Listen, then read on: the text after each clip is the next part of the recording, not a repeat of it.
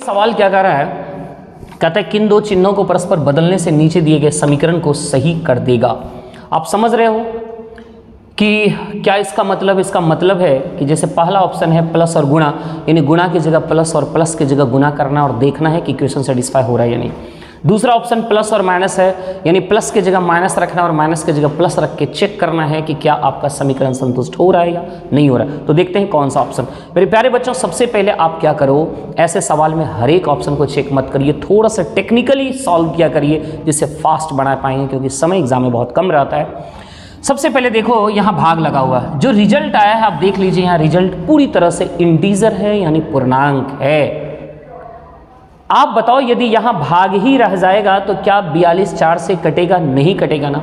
इसका मतलब है वो पूर्णांक में नहीं आएगा, वो पूर्णांक में नहीं आने वाला है बच्चों। यदि कट जाता तो समझते कि भाग के जगह भाग ही रहना चाहिए, लेकिन जब नहीं कटा तो यहाँ से हमें पता चल रहा है भाग की जगह कुछ और आना चाहिए। तो भाग को सब्स्टिट्यूट करना है तो सिर्फ डी ही ऑप्शन में भाग सब्स्टिट्यूट हो रहा है, किसके साथ? प्लस के साथ। तो भाग को इंटरचेंज करिए प्लस के साथ और प्लस को इंटरचेंज करिए आप भाग के साथ, यानी यहाँ समझ लीजिए आप प्लस और यहाँ समझ लीजिए भाग। तो जब सॉल्व करते हैं देखते हैं रिजल्ट क्या आता है, क्योंकि सिर्फ इसी दोनों को बदलना है, माइनस और गुणा को तो छेड़छाड़ नहीं करना है। आइए 4 में 2 से भाग लगेगा तो बच्चों 2 रिजल्ट आएगा, और 42 में 2 जुटेगा तो हो जाएगा कितना? 44, राइट। और इधर 5 दिया 15 माइनस 15, और 44 में 15 जब घटाइएगा तो कितना हो जाएगा? 29। यानी देख लीजिए डाटा पूरी तरह से संतुष्ट है, यानी जिस रीजनिंग का हम लोगों ने यूज़ किया एकदम एक बार में सीधा ऑप्शन तक हम लोग पहुंच गए, राइट बच्चों। ये दिमाग हमेशा लगाया करिएगा ऑलवेज, तो बहुत जल्दी आप ऑप्शन को चूज कर पाएंगे। चलिए अगला क्वेश्चन देखते हैं। अगला क्वेश्चन साइलोजिज्म का आपके पास है। इस क्वेश्चन को बच्चों अपने से पहले बनाओ और बनाने के बाद आप अपना आंसर तैयार करिए, फिर मिलाइए मेरे सॉल्यूशन से कि क्या आपका सॉल्यूशन सही है या फिर गलत है। आइए, कहता है कोई पेन पेंसिल नहीं है, मतलब पेन और पेंसिल।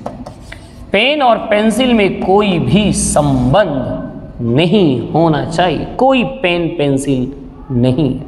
अगला, कोई रबर कप नहीं है, यानी रबर और कप में भी कोई संबंध नहीं है। एक वर्ड और नीचे में पढ़िए, लिखा है बच्चों सभी पेंसिल रबर है, यानी सारे के सारे ये जो पेंसिल है वो क्या है? रबर है। सारे के सारे जो पेंसिल है वो क्या दिए हुए हैं? रबर है। यानी इस स्टेटमेंट को जब मैंने वेन डायग्राम में डाला तो कुछ ऐसा आपका बनेगा। और अब दूसरा वेन डायग्राम तैयार करना है। दूसरा कहता है कोई रबर कप नहीं है, यानी रबर और कप में कोई भी संबंध नहीं होना चाहिए, मतलब रबर की बाउंड्री कप के बाउंड्री को टच नहीं करना चाहिए, राइट बच्चों। ये हमारा वेन डायग्राम तैयार हुआ, और जब वेन डायग्राम आप तैयार कर रहे हैं तो इस बात को भी आपको याद रखने की आवश्यकता है। क्या रखने की आवश्यकता है यार? कि किसमें कोई संबंध नहीं है। पेन और पेंसिल में कोई रिलेशन नहीं, पेन और पेंसिल में कोई संबंध नहीं, और रबर और कप में भी कोई संबंध नहीं होना चाहिए, कोई रबर कप नहीं है। आइए निष्कर्ष को देखते हैं, कौन सा निष्कर्ष हमारा सही हो रहा है। कहता है कुछ पेन रबर नहीं है, कुछ पेन रबर नहीं है। क्या ये बात सही या गलत? मेरे प्यारे बच्चों, पेन और पेंसिल में कहा कोई कनेक्शन नहीं होना चाहिए, लेकिन पेन और रबर में कुछ नहीं बोला है। इसका मतलब ये पेन की बाउंड्री रबर की बाउंड्री को टच कर सकता है, यानी कुछ पेन रबर हो भी सकता है। यहाँ कह रहा है कुछ पेन रबर नहीं है। हो सकता है ये सारा का सारा पेन इसमें एंट्री मार ले, हो सकता है ये सारा का सारा पेन इसमें एंट्री मार ले, क्योंकि पेन और रबर में आप देख लीजिए कुछ भी नहीं कहा गया। तो जिस दो के बारे में कुछ भी नहीं कहा गया है, इसका मतलब है कुछ दोनों में कुछ भी संबंध स्थापित किया जा सकता है, राइट। यानी यहाँ कुछ पेन रबर नहीं है, कुछ पेन रबर नहीं है, भाई हो भी सकता है। ये सारा का सारा पेन भी इसमें जा सकता है। इसका मतलब हम समझ रहे हैं कि पहला स्टेटमेंट हमारा कंक्लूजन क्या है? रॉन्ग है। आइए, कहता है कुछ रबर पेन नहीं, कुछ रबर पेन नहीं है। इसको जरा गौर से सोचिए, बड़ा ही बेहतरीन क्वेश्चन है, बहुत बेहतरीन। कहता है कुछ रबर पेन नहीं है। जरा ध्यान से सोचिएगा, ये पूरा बाउंड्री रबर का, ये पूरा बाउंड्री किसका है बच्चों? रबर का। और पेन और पेंसिल में कोई कनेक्शन नहीं होना चाहिए, पेन और पेंसिल में कोई कनेक्शन नहीं होना चाहिए, है ना। और यहाँ कह रहा है कुछ रबर पेन नहीं है। क्या ये 100% सही हो सकता है? यस, ये बिल्कुल सही होगा। कहो क्यों? क्योंकि ये भी एरिया तो रबर का ही, जब ये पूरा एरिया रबर का तो इतना सा एरिया रबर भी तो है। ये रबर क्या हो रहा है? ये रबर इतना सा एरिया अपने आप में पेंसिल हो रहा है, और ये एरिया रबर का है, और ये रबर अपने आप में क्या बन रहा है? पेंसिल बन रहा है। और पहला स्टेटमेंट में कहा कोई भी पेन पेंसिल नहीं होना चाहिए, यानी ये पेन की बाउंड्री इस बाउंड्री को टच नहीं कर सकता है। इसके अंदर में सारा का सारा पेन आ सकता है, नो प्रॉब्लम, लेकिन ये पेन इस बाउंड्री को नहीं टच कर सकता है। इसका मतलब ये जो रबर का एरिया है, ये रबर का एरिया पेंसिल है, और पेंसिल होने के कारण ये पेन यहाँ कभी भी नहीं आ सकता है। मतलब इतना सा रबर का एरिया कभी भी पेन नहीं हो सकता है। कह रहा है कुछ रबर पेन नहीं है, मतलब बिल्कुल सही, बहुत ही बेहतरीन। तीसरा कहता है कोई पेंसिल कप नहीं है, कोई पेंसिल कप नहीं है। जब कह रहा है कोई रबर कप नहीं है, रबर और कप में ही कोई संबंध नहीं है, रबर और कप की बाउंड्री ही टच नहीं हो पा रहा है, तो क्या ये कप पेंसिल को छू पाएगा? नहीं, पेंसिल तो उसके अंदर में है। इसका मतलब पेंसिल और कप में भी कोई संबंध नहीं होना चाहिए। कह रहा है कोई पेंसिल कप नहीं है, इसका मतलब ये भी निष्कर्ष हमारा सही है। तो फाइनली बच्चों हमारा 2 और 3 सही हो रहा है। देखिए 2 और 3 किस में जा रहा है, यानी ऑप्शन सी में केवल निष्कर्ष 2 और निष्कर्ष 3 सही। माइंड ब्लोइंग क्वेश्चन, बहुत अच्छा क्वेश्चन। उम्मीद करते हैं आप इन सारे डिस्कशन को यदि ध्यान से आपने सुना होगा और साथ साथ बुद्धि तर्क से सोच रहे होंगे तो शायद आपको समझ में आ गया हो। चलिए आगे बढ़ते हैं और अगला क्वेश्चन। ये अगला क्वेश्चन देखो बच्चों, वेन डायग्राम से ये भी है। इसमें आपसे पूछा है अक्षरों का कौन सा समूह आहार विशेषज्ञों को दर्शाता है जो पुरुष नहीं। तो आहार विशेषज्ञ कौन सा फिगर है देखते हैं। वृत्त जो है, वृत्त कहता है वो आहार विशेषज्ञों को दर्शाता है, यानी ये वृत्त जो है वो आहार है। ये वृत्त क्या है बच्चों? आहार को दर्शा रहा है, और आहार विशेषज्ञों को दर्शाता है जो पुरुष नहीं है। पुरुष कौन सा है भाई? पुरुष देखिए तो पुरुष कौन सा है? और आयत पुरुषों को दर्शाता है, यानी ये आयत जो है ये किसको दर्शा रहा है बच्चों? ये पुरुष को दर्शा रहा है, राइट। आपसे कह रहा है आहार विशेषज्ञों को दर्शाता है जो पुरुष नहीं है। आहार यानी सर्किल में तो होना चाहिए, लेकिन आयत में नहीं जाना चाहिए, क्योंकि सॉरी आयत था ना, ये तो वर्ग है बच्चों, सॉरी आयत है ना। आयत पुरुषों को दर्शाता है, यानी ये है आपका पुरुष, ये है आपका पुरुष, क्योंकि आयत ये है, ये तो वर्ग है, राइट। तो कहा आहार विशेषज्ञ तो होना चाहिए लेकिन वो पुरुष नहीं होना चाहिए, यानी सर्कल में तो आना चाहिए लेकिन आयत में नहीं जाना चाहिए। तो आप बताइए इस सर्कल का कौन कौन सा लेटर आयत में नहीं है? जो नहीं है वही तो आहार का वैसा समूह होगा जो पुरुष नहीं होगा, यानी आयत में नहीं जाना चाहिए। सर्कल का वैसा पार्ट जो आयत में नहीं जाना चाहिए, मतलब ई जी और कौन सा बच्चों? एच। कहाँ है? ई जी एच, यानी ऑप्शन कौन सा? सी होना चाहिए। उम्मीद करते हैं आप समझ रहे होंगे बच्चों। चलो अगला प्रश्न लेते हैं और देखते हैं अगला क्या है। राम ने एक तस्वीर की ओर इशारा करते हुए कहा, तस्वीर में दिख रही महिला मेरे पिता की बहन की माँ की इकलौते बेटे की पत्नी है। महिला का राम से क्या संबंध है? एक महिला है, एक खूबसूरत सी महिला है, समझ जाइए यहाँ पे।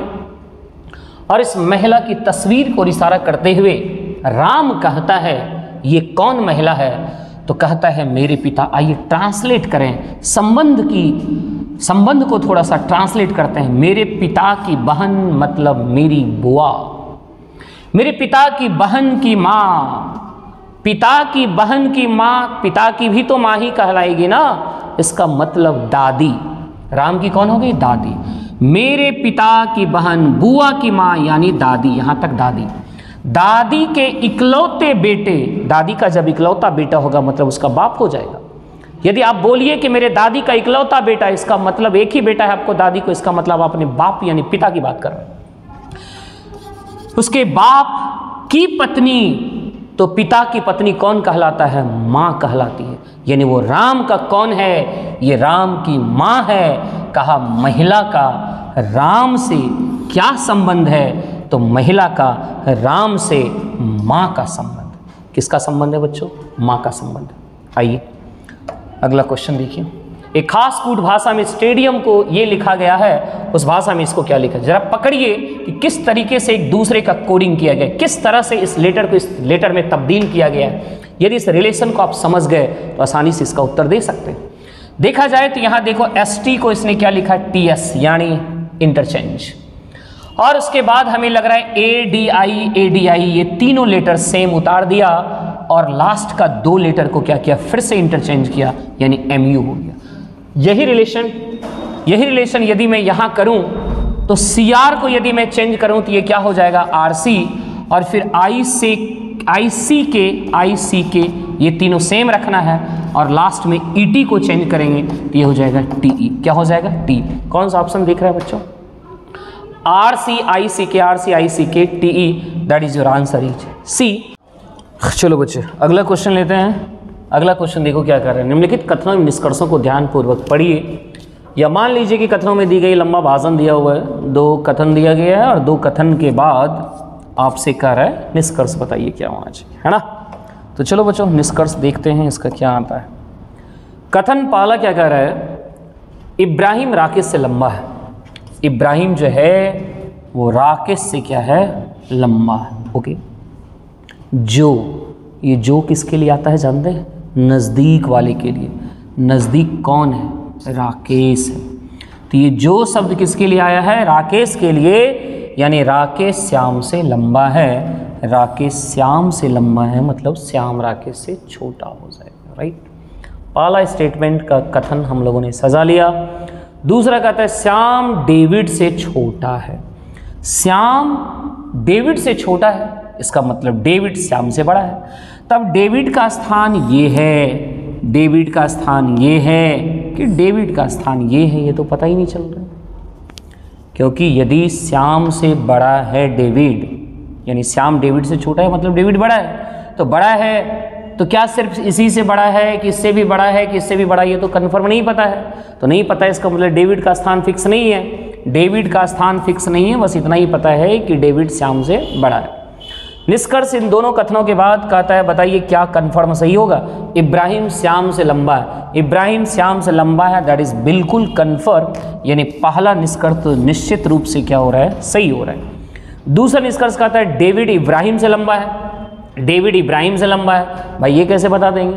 डेविड का स्थान ही फिक्स नहीं है कि डेविड है कहाँ, तो ये हम कैसे बता दें कि डेविड ये डेविड जो है वो इब्राहिम से भी क्या है? लंबा है। मतलब सेकंड निष्कर्ष नहीं निकाला जा सकता, that is this is wrong. यानी सिर्फ निष्कर्ष एक सही हो रहा है, केवल निष्कर्ष एक। Your answer is a. तो होप करते हैं आप समझ गए होंगे। अगला प्रश्न, निम्नलिखित प्रश्न में दी गई श्रृंखला से लुप्त संख्या को चुनिए।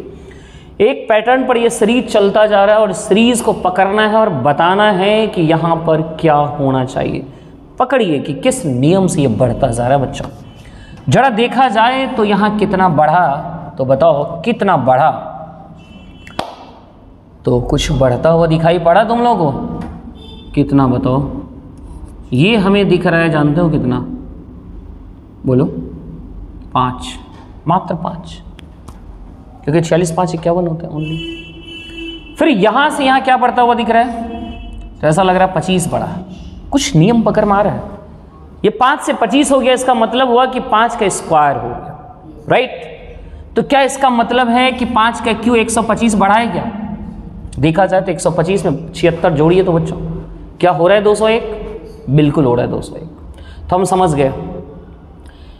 इसमें 5 जोड़े, इसमें 5 का स्क्वायर जोड़े, इसमें 5 का क्यू जोड़े, इसमें 5 पे पावर 4 जोड़ेंगे, इसमें 5 पे पावर 5 जोड़े। तो 5 पे पावर 5 जब जोड़ेंगे, इसमें 5 पे पावर क्या जुटेगा? 5 जुटेगा। तो 5 पे पावर 5 का वैल्यू कितना होता है?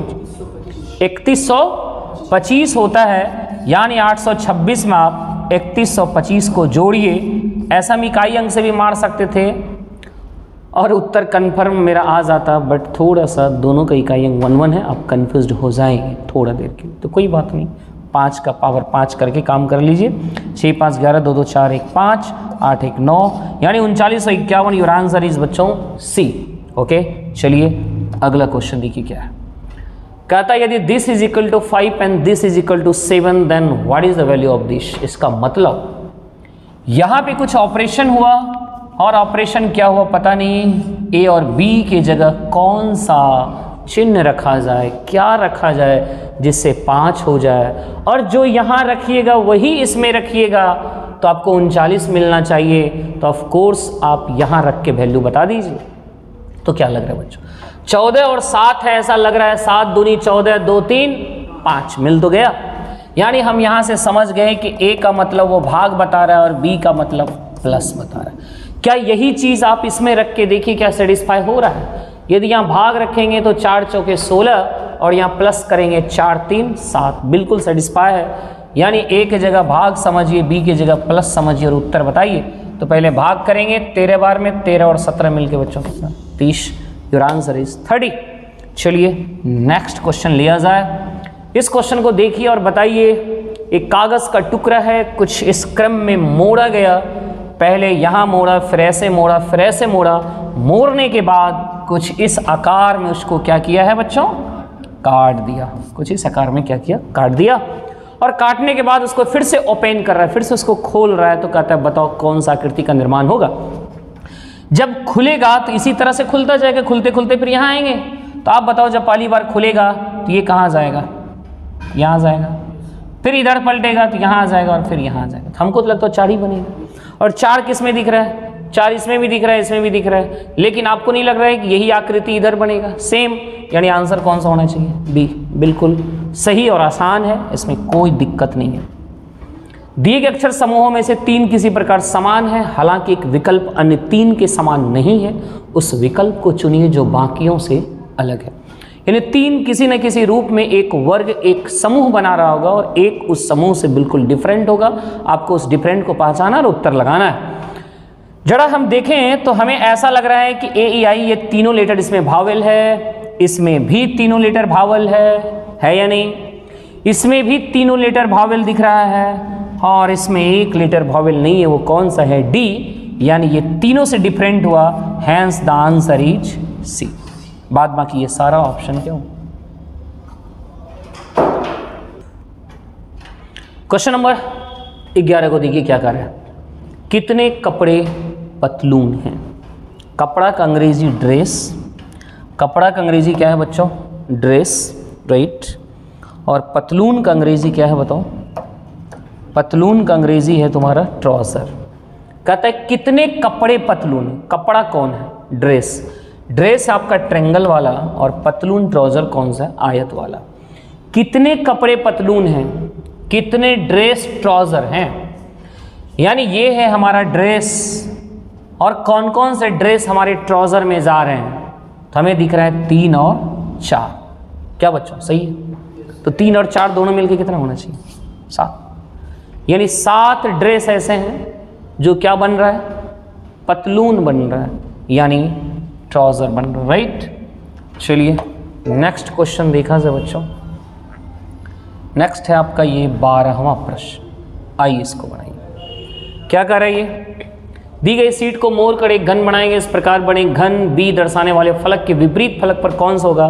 मेरे प्यारे बच्चों जब भी इस तरह का फिगर बना हुआ रहे तो आपको याद रखना है, यदि एक लाइन में ऐसे चलें तो G का विपरीत R एक छोड़कर और H का विपरीत होगा C, और इधर जो बचा ये दोनों एक दूसरे का क्या हो जाएगा, विपरीत हो जाता है, right.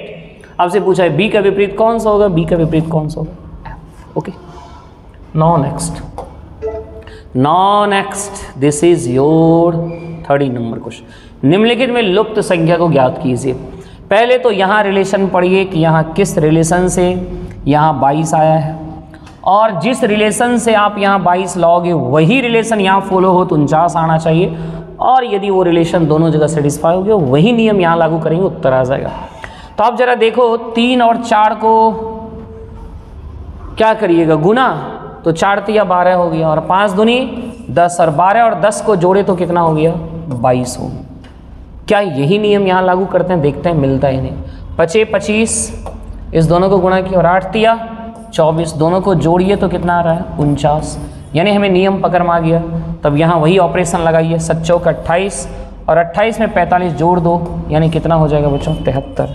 Your answer is B for Bihar.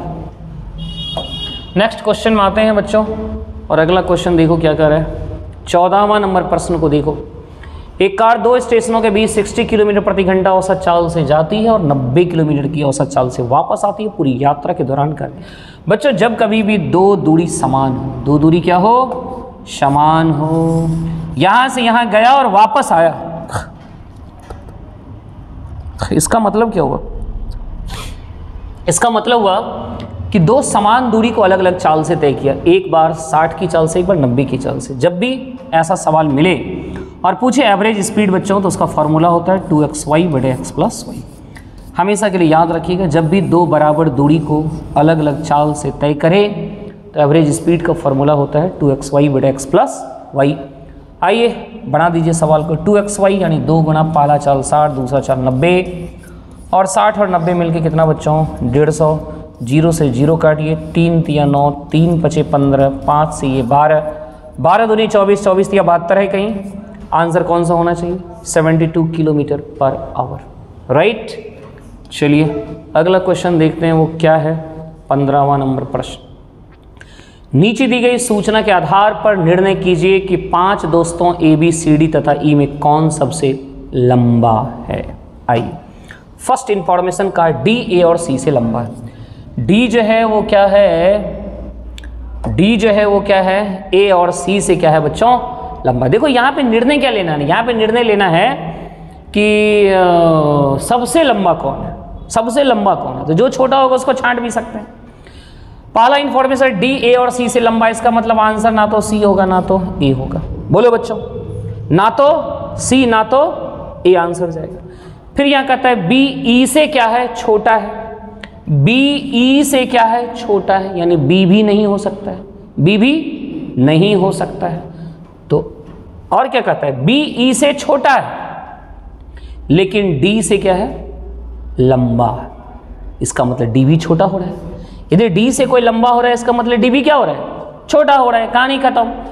तो क्या ए कट गया, कट गया, बी कट गया, बी भी कट गया, डी कट गया, डी भी कट गया। तो ऐसा ही मेरा उत्तर कौन सा जा रहा है, ई जा रहा है कि नहीं। चार्ट की कहानी खत्म। बाद में क्या आप अरेंज भी कर सकते हो, है ना, कौन किससे लंबा, ये वो दिस दैट करके, ठीक है, बना सकते हैं, कोई बड़ी बात नहीं है। आइए 16 नंबर सवाल को झांकिए। समतल दर्पण में देखा तो घड़ी में इतना बजा, कहा राइट टाइम बताइए। तो ऐसे सवाल में सीधा 12 से घटा दीजिए, तो 12 से घटा दीजिए और उत्तर बताइए क्या आ रहा है। ये रहा 12 बजा। 12 में 8.5 घटाने आता है तुमको, तो यहाँ 1 कैरी लेंगे तो यहाँ बचेगा 1, यानी 1 घंटा। 1 घंटा को मिनट में बदलेंगे, 60, 60 में 30 गया कितना, 30, और यहाँ बचा 11, 11 में 8 गया कितना, 3, यानी 3:30 है कहीं, है ना। बी में अपना बिहार में है ना, बिल्कुल सही है। चलो नेक्स्ट क्वेश्चन देखो बच्चों, और ये देखो तरल तरल ताज़ा ताज़ा पिज्ज़ा और दूध आया है। दिए गए आरेखों में से कौन सा आरेख तरल पिज्ज़ा दूध के बीच के संबंध का सर्वोत्तम रूप को दर्शाता है। भाई बताओ, चूज करो और देखो कि कौन सा आंसर तुम टिक लगा सकते हो। अपने से पहले जज करो, फिर तब देखना उत्तर क्या हो रहा है। तरल है, पिज्ज़ा है, दूध है। हमें तो लग रहा है कि जो दूध है वो सारे के सारे दूध तो तरल ही होते हैं, कि दूध ठोसो होता है। अरे नहीं ना, दूध क्या होता है, तरल होता है। तो सारा दूध किस में चला जाएगा, तरल। लेकिन सारे तरल तो दूध होते नहीं है, पानी भी तो तरल है, तेल भी तो तरल है, there are many types, okay. लेकिन जितने भी दूध हैं वो सारे के सारे क्या हैं, तरल है। इसका मतलब डिश एक अंदर में जाना चाहिए और एक किट अंदर में दिख रहा है। हमको तो लग रहा है कन्फर्म यही होगा। क्या बच्चों, कन्फर्म आंसर कौन सा जाएगा, डी, यानी 4। और एक था पिज्ज़ा, तो पिज्ज़ा और तरल में कोई रिलेशन है। पिज्ज़ा बिल्कुल अलग चीज़ है। पिज्ज़ा आप लोग खाते होंगे तो आपको पता होगा, नहीं खाते होंगे तो बिल्कुल नहीं पता होगा। कभी खाइए, है ना, शहर में पिज्ज़ा उज्जा मिलता है, खाओ, कभी खाओ खाओ, ऑर्डर से भी आता है, ऑर्डर भी दिया करो, कोई बात नहीं। अभी दाल भात चोखा ही सही है तुम लोगों के लिए, पिज्ज़ा बाद में। एक व्यक्ति का मुख दक्षिण दिशा की ओर है, वह वामावर्त दिशा में। वामावर्त का मतलब क्या होता है बच्चों? इसका मतलब होता है एंटी क्लॉक। वामावर्त का मतलब क्या होता है? एंटी क्लॉक घड़ी के विपरीत दिशा में 135 डिग्री मुड़ता है और इसके पश्चात 180 डिग्री दक्षिणावर्त। दक्षिणावर्त का मतलब होता है क्लॉकवाइज, घड़ी की दिशा में मुड़ता है। अब उसका मुख किस दिशा की ओर है? चलो ऐसे सवाल में ना बच्चों 8 डायरेक्शन खींच लिया करो। ये हुआ 8 डायरेक्शन, ये हुआ 8 डायरेक्शन, राइट। उसका मुंह किधर है पहले देखो तो दक्षिण दिशा। दक्षिण इसे कहते हैं, ये है हमारा दक्षिण, ये उत्तर और ये दक्षिण है। अब देखो क्या कहते हैं, वामावर्त दिशा में 135। और यदि ऐसा होना बच्चों, देखो एक बार 135 घुमा और एक बार कितना घूम रहा है? 180। जब अपोजिट घूम रहा हो, कभी दक्षिणा कभी वामा, यानी कभी एंटी क्लॉक कभी क्लॉकवाइज, तो आप क्या करो ना, दोनों को घटा लिया करो। दोनों को क्या करें? घटा। तो घटाइए तो कितना आ रहा है? 45 आ रहा है। और जिस ओर ज़्यादा है उसी ओर ज़्यादा घूम जाना है। ज़्यादा किस डिग्री में घुमा था? 180 घुमा। 180 किस डायरेक्शन में? दक्षिणावर्त, यानी क्लॉकवाइज। तो जहां आप हैं ना वहां से क्लॉकवाइज 45 डिग्री मूव करिए। तो क्लॉकवाइज मतलब ऐसे मूव करना है, यहां से यहाँ 90 होता है और यहां से यहाँ 45 होता है, यानी यहां पहुंचेंगे आप। ये कौन सा डायरेक्शन है? ये दक्षिण, इसे कहते हैं पश्चिम। दोनों के बीच के डायरेक्शन का नाम होता है दक्षिण और पश्चिम। है कहीं देखिए तो Delhi. Your answer is D. उम्मीद करते हैं आप समझ गए होंगे, है या नहीं? बिल्कुल समझ गए होंगे। चलिए 18 के बाद देखिए 19वां प्रश्न। पकड़िए कि कौन सा अगला भिन्न आएगा। भाई ये 4-5 तो भिन्न दिया, उसके बाद पूछ रहा अगला भिन्न बताओ। एक पैटर्न को पकड़िए। हमें भिन्न का अंश बड़ा बेहतरीन दिख रहा है। क्या दिख रहा है? 1 के बाद 3 दिख रहा है कि नहीं आप लोगों को भी? 1 के बाद 3, 3 के बाद 5, 5 के बाद 7 लग रहा है ना, 2-2 के अंतर पे चल रहा है, मतलब सारा ऑड नंबर लेता जा रहा है। तो अगला तो 9 ही ना होगा बच्चों। नीचे देखो तो सारा सम संख्या 2 दूनी 4, 4 दूनी 8, 8 दूनी 16, तो 16 दूनी 9/32 का है ए नंबर में। This is your answer. Now next, and this is your 20 number question बच्चों। कहता है यदि प्लस कर गुना, गुना कर माइनस, भागा कर प्लस और माइनस कर भागा, तब इसका वैल्यू बता। आइए जरा सॉल्व करते हैं। 175 माइनस का अर्थ देखो क्या है? माइनस का अर्थ भाग, भाग लगा दो और इसके बाद 25 लिखो। भागा कर देखो क्या है?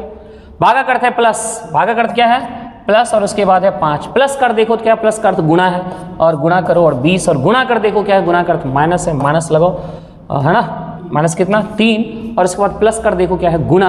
प्लस का अर्थ क्या है? गुणा। गुणा कितना कर दें? 10। बच्चों ठीक ठाक लिखे हैं ना? नहीं लिखे हैं तो देख लेना तुम भी बढ़िया से भाई।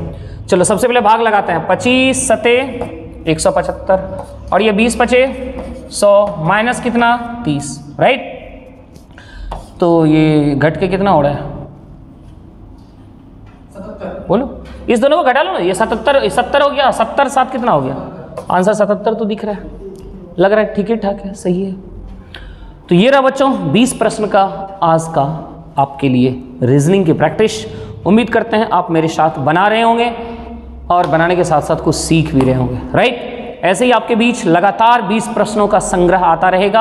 आप मेरे साथ जुड़े रहिए और हमारे चैनल को खूब प्यार दीजिए, मतलब सब्सक्राइब करिए और साथ ही साथ दोस्तों के बीच शेयर करिए। और इसके अलावा भी एक और जिम्मेदारी आपके पास रह जाता है कि वीडियो देखने के बाद जैसा अच्छा लगे बुरा लगे, आप अपना प्यारा कमेंट जरूर छोड़िए। Thank you very much.